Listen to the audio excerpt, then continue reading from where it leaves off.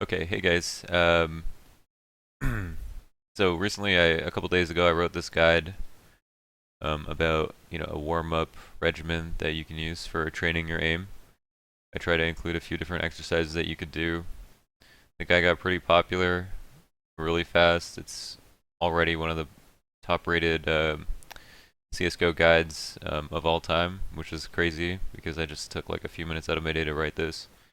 And I, since there are some questions in the comments and I have a YouTube channel, I figure I might as well make a video about some of, or each part of the training and what it looks like. Yeah, so we'll focus mostly on bots, on killing bots, because that's where it can be kind of ambiguous, what the training should look like if you were to train on bots. But yeah, let's go over part one. So I recommend doing this for 5 minutes, and that's just killing bots.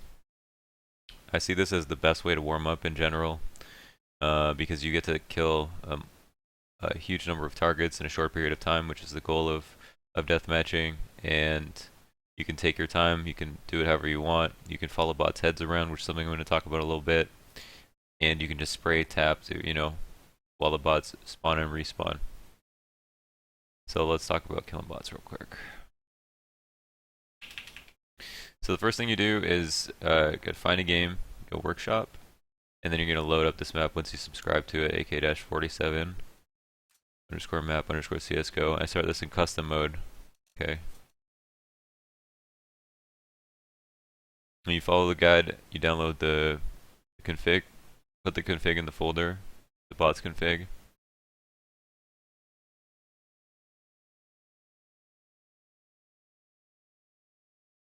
And this might take a second, I suppose.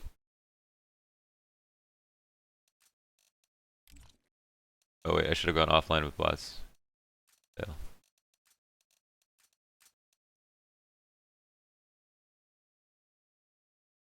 Get wreck, Yura. Alright. So when you're on this map, you're free to do whatever you want, whatever you feel less comfortable doing. Join the T team, bot kick, then exec bots. Okay. Yo. And then you're gonna give. What's up? Microphone muted. And then you're gonna give yourself an AK. And all these bots have armor on them, excuse me. And you want to take this time, the 5 minutes that you're going to be doing this, to practice spraying, practice tapping, practice bursting, and see how far you can spray or tap when you need to tap, how accurate you are, how good your spray is. And if you're just going to spray specifically, I always change my infinite ammo to 2 because that'll let your clip deplete, but then it'll cause you to reload. You'll have infinite ammo to reload from, but once you run out, you will have to actually reload. And so I try things like that, spray transferring, right? You see how many targets you can kill with one spray while holding it down, because this is something that happens quite often. And don't feel stupid if you can't keep up with a bot because they're strafing weird. People don't strafe like that either. And these are just generally moving targets. So people are going to be easier to hit than like that bot that's moving really unnaturally. But this is what it's going to look like. I take time to do all 3 or whatever I feel like I need the most practice on. And the most important part about bot DMing is following, or getting used to your sensitivity, or improving yourself on your sensitivity, is following around bots with your crosshair just like this as they're moving around. This is going to improve your muscle memory and help you move slowly to follow your targets, which is just as important as flicking to your targets, as I mentioned in the guide. So I would recommend, just if you want to do this for a long time, or if you're not playing that day, to just throw on a podcast and literally just follow bots' heads around and kill them once in a while.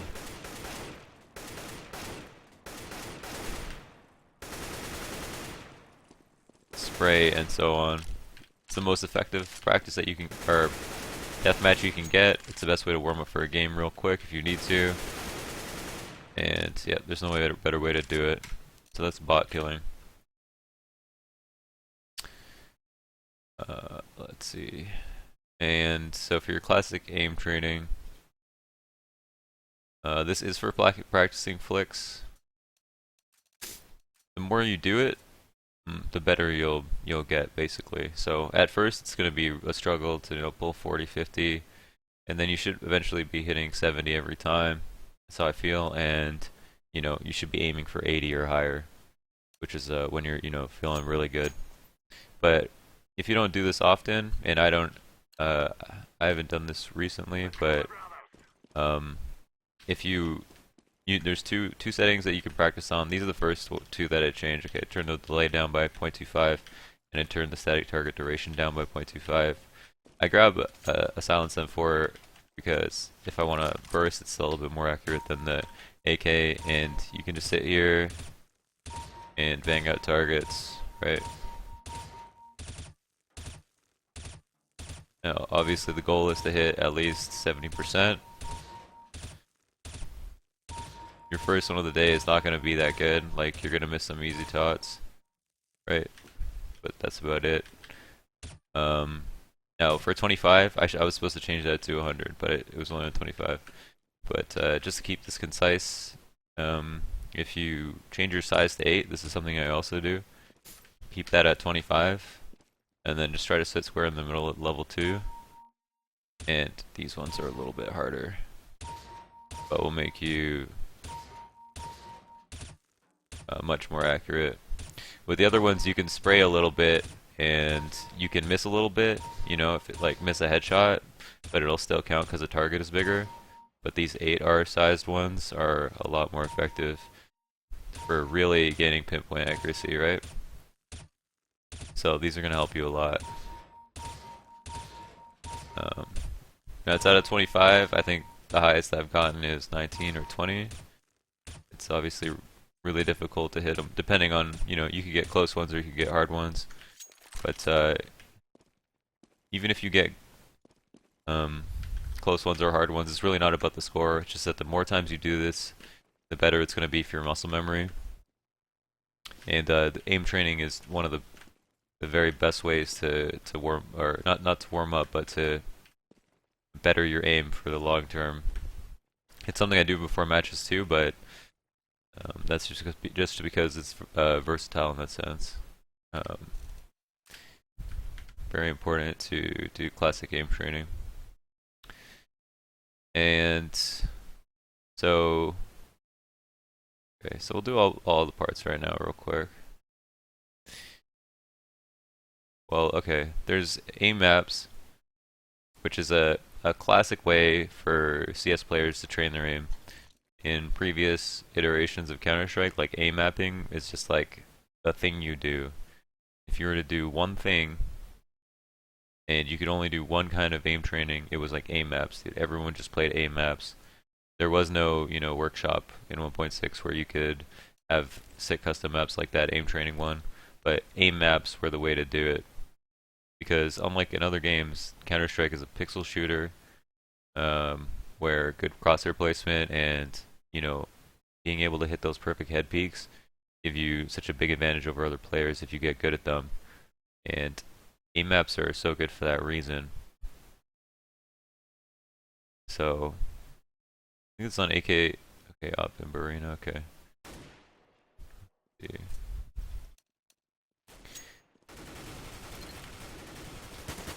This isn't your classic aim map, but it's going to give you the same kind of practice. There's no one in here.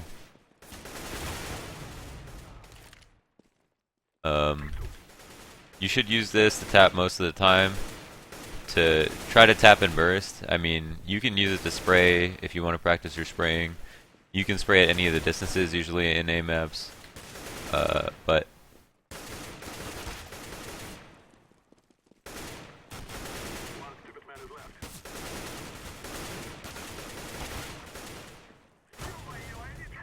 yeah, there's not a lot of people in here, but basically aim maps are for hitting those pixel shots and I'll show you some examples.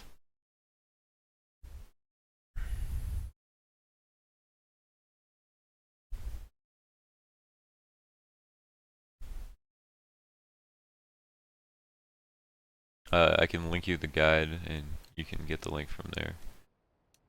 But the pixel shots that I'm talking about,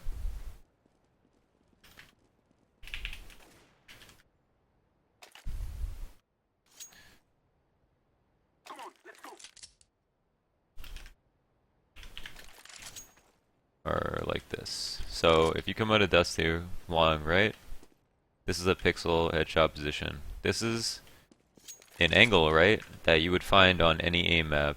Just a level area where you would only see someone's head, right? And you need to be able to adjust your crosshair just slightly to take someone's head off.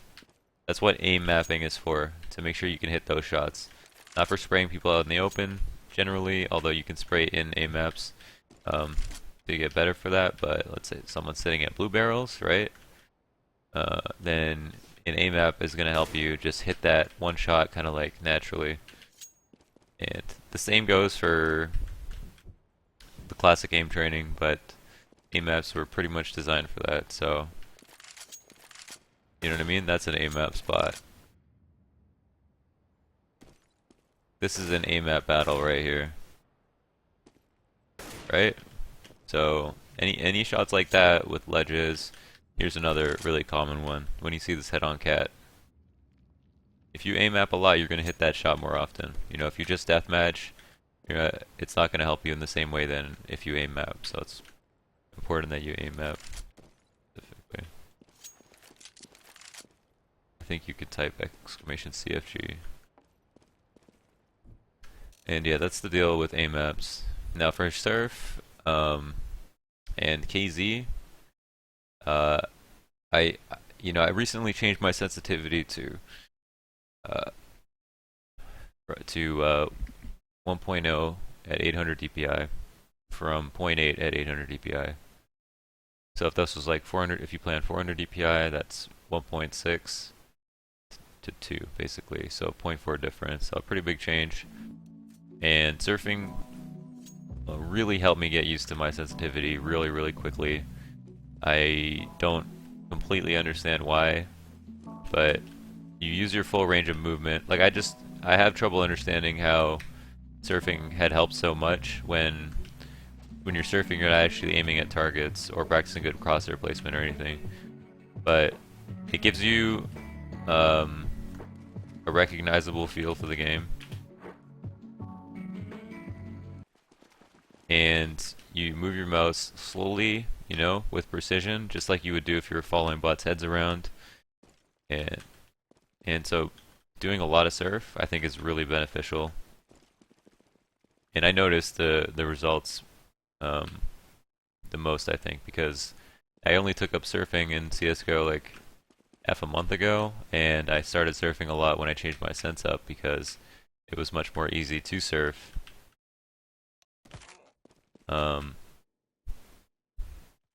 And that's when I noticed, you know, when I was having difficulty adjusting to my sensitivity, on days that I surfed a lot, I was really able to hit flick shots like no problem. And it made me realize that it's because surfing helped me adjust to my sensitivity.